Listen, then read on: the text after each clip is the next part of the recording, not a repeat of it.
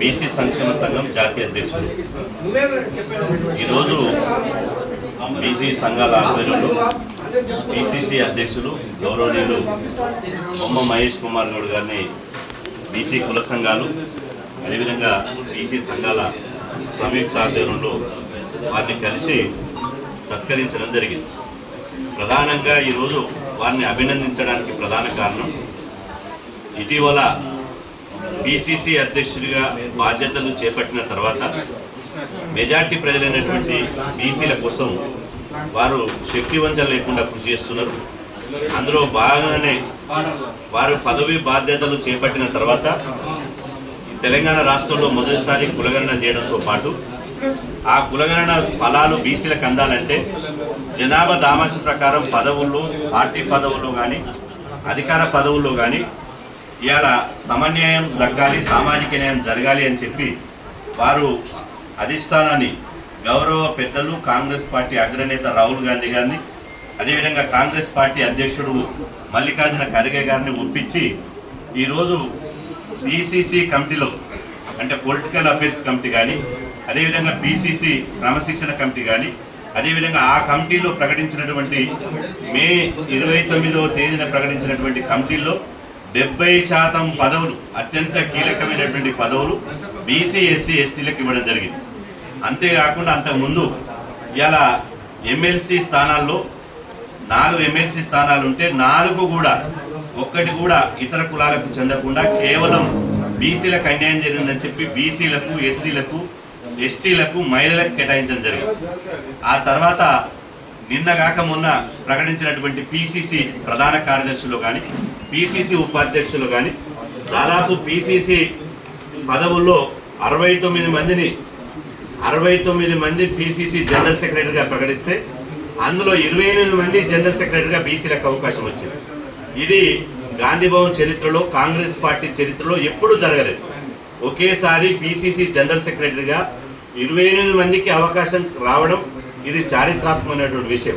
అదేవిధంగా పీసీసీ ఉపాధ్యక్షుల్లో ఇలా దాదాపు 70% ఉపాధ్యక్షులు ఎస్సీ, ఎస్టీ, బీసీ మైనార్టీలకే ఇలా రావడం జరిగింది. ఆ తర్వాత కాంగ్రెస్ పార్టీ రాజకీయ విధానాలు తీసుకునేటటువంటి పొలిటికల్ అఫైర్స్ కమిటీలో మెజార్టీ కులాలైనటువంటి బీసీలకు దాదాపు 8 మంది బీసీలకు అవకాశం కల్పించడం జరిగింది. ఇది ఎప్పుడు కూడా జరగలే. అంటే స్వతహాగా ఒక పార్టీ అన్నప్పుడు ఇట్లాంటి సోషల్ ఇంజనీరింగ్ ఏ పార్టీ చేయలేదు. తాను బీసీ బిడ్డగా, బీసీ జాతికి సంబంధించినటువంటి వ్యక్తిగా పీసీసీ అధ్యక్షుడు అయిన తర్వాత బీసీలలో ఒక సామాజిక విప్లవం మొదలైంది. అందులో భాగంగానే ఇలా ఈ రకంగామైనటువంటి పార్టీ పదవులు వస్తున్నాయి. ఇలా మనం చూసాం మంత్రివర్గ విస్తరణ, రెండోసారి మంత్రివర్గ విస్తరణలో కూడా బీసీలకు మెజార్టీ ప్రజలైన బీసీలో కూడా అత్యధిక కులమైనటువంటి ముదిరాజులకు అదేవిధంగా మా సోదర మాదిగ బిడ్డకు, మాల బిడ్డకు, ఎస్సీ ఎస్టీలకు, ఎస్సీ బిడ్డలకు మొత్తం 3కి 3 మంత్రి పదవులు కూడా మొత్తం 100% బీసీ ఎస్సీ ఎస్టీలకు ఇవ్వడం జరిగింది. అంటే సామాజిక న్యాయం అనేది కేవలం మాటలే కాదు, చేతల రూపంలో చూపిస్తున్నటువంటి చరిత్ర కాంగ్రెస్ పార్టీకి ఉంది.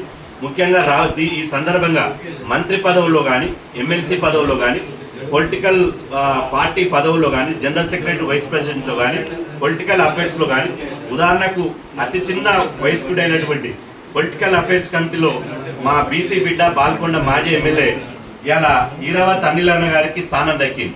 ఎప్పుడు కూడా కాంగ్రెస్ పార్టీ చరిత్రలో ఎప్పుడు కూడా ఇట్లాంటి బడుగు బలైన వర్గాల బిడ్డలకు అవకాశం రాలేదు. కేవలం పీసీసీ అధ్యక్షుడు మహేష్ అన్న గారు, గౌరవ ముఖ్యమంత్రి రేవంత్ రెడ్డి గారు, అదేవిధంగా ఉప ముఖ్యమంత్రి బట్టి విక్రమార్క గారు కృషి వల్ల ఈ పదవులు వచ్చినాయని చెప్పి మేము భావిస్తున్నాం. ఇందుకు ఇలా కరాఖండిగా ఒక జాతీయ పార్టీ దేశవ్యాప్తంగా కులగణన జరగాలని చెప్పింది. తెలంగాణ రాష్ట్రంలో కులగణన చేసింది. ఆ తర్వాత కులగణన జరిగి ఎవరి వాటా వాళ్ళకే దక్కాలన్నటువంటి రాహుల్ గాంధీ నినాదం ఇప్పుడు అమలు జరుగుతుంది. అందుకు రాహుల్ గాంధీ గారికి, మల్లికార్జున ఖర్గే గారికి మేము ప్రత్యేకంగా ధన్యవాదాలు తెలుపుకుంటూ ఇవాళ ఇదే సమయంలో ముఖ్యమంత్రి రేవంత్ రెడ్డి గారు విజ్ఞప్తి చేస్తున్నారు. మీరు ఇంత సామాజిక న్యాయం చేస్తున్నారు, దీనికి మేము అభినందనలు తెలియజేస్తున్నాం ముఖ్యమంత్రి గారికి. సమాచార కమిషన్లో బీసీలు లేరు, సమాచార కమిషన్లో బీసీలకు అవకాశం ఇవ్వాలి. ఆ తర్వాత మంత్రుల శాఖల్లో కూడా ఇవాళ ఒక చర్చ జరుగుతుంది, ప్రాధాన్యత శాఖలు ఇస్తలేని కాబట్టి దయచేసి ముఖ్యమంత్రి గారు పిసిసి అధ్యక్షుడు మహేష్ అన్న గారి దృష్టి కూడా తీసుకుపోయాం. కాబట్టి మంత్రుల శాఖల్లో కూడా బీసీ ఎస్సీ ఎస్టీలకు ఇచ్చినప్పుడు ప్రాధాన్యత శాఖలు ఇవ్వాలని చెప్పి ఈ సందర్భంగా కోరుకుంటున్నాం. ధన్యవాదాలు.